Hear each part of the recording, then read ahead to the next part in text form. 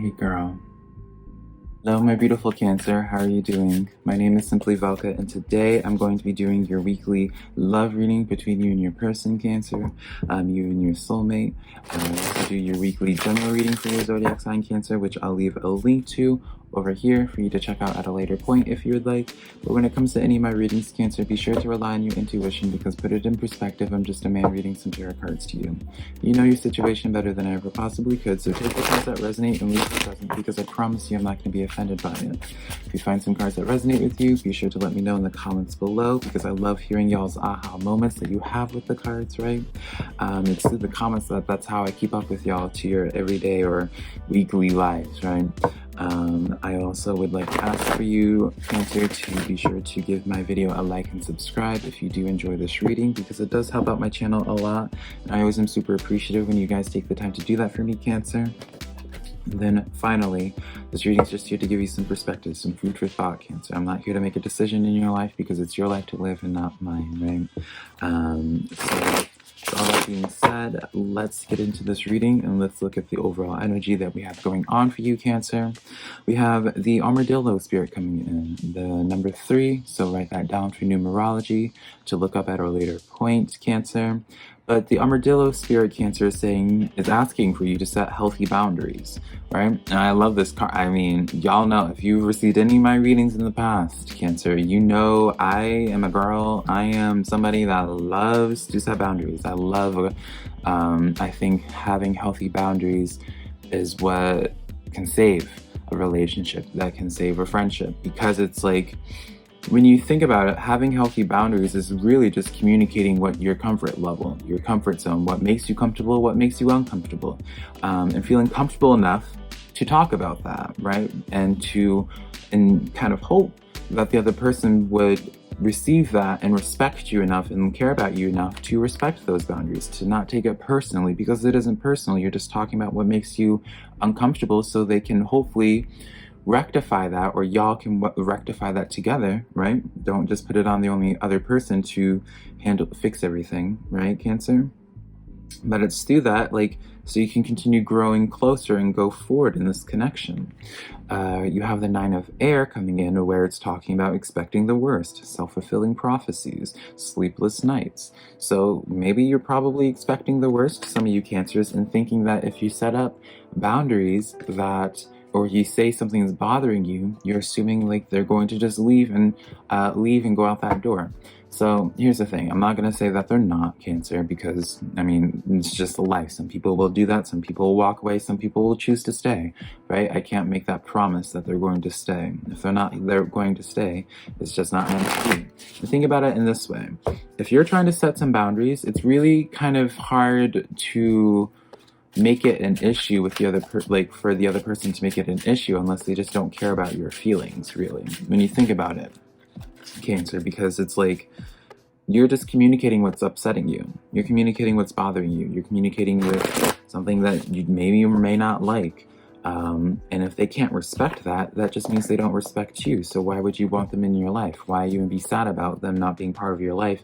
If anything, they're just showing to you and saving you time that they just don't care about your thoughts and feelings, essentially.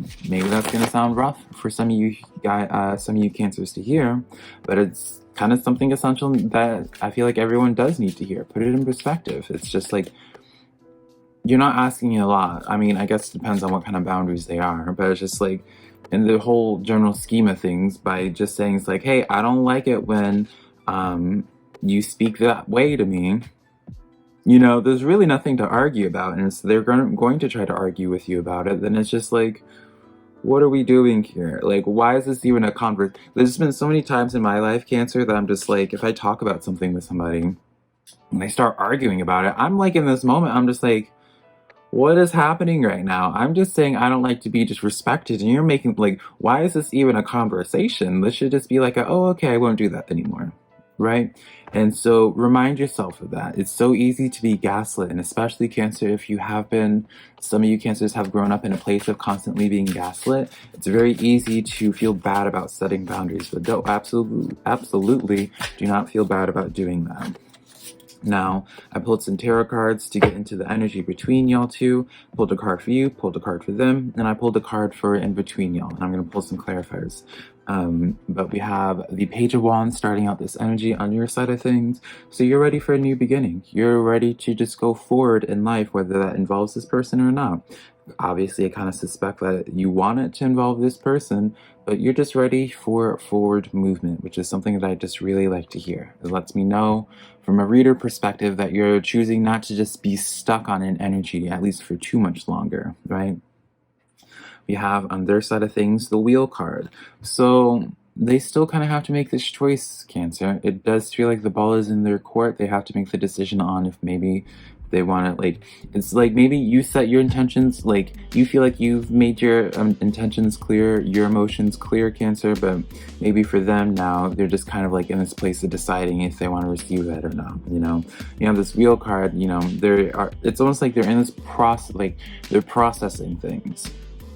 I don't know if you said something to them, Cancer, that gave them something to think about. Maybe you were even just like, hey, I want to have this new beginning with you, right? I want to go forward in life with you. And maybe now the gears are just turning in their head where it's just like, oh, how do I process this, right? It's not bad energy. You shouldn't see this as oh, they have to think about this. No, you want someone to think about it. You don't want someone that just always jumps into things without thinking things through carefully to make sure y'all would be compatible with each other's lives or anything like that. Now, this is an interesting energy between y'all two because we do have the Five of Cups. So this is crying over spilled milk. This is kind of someone is hyper focusing on a situation and not able to move on from it. And maybe that's preventing them. Maybe that's a block in of itself when it comes to this connection. But it's definitely interesting that does come in as the energy between y'all two.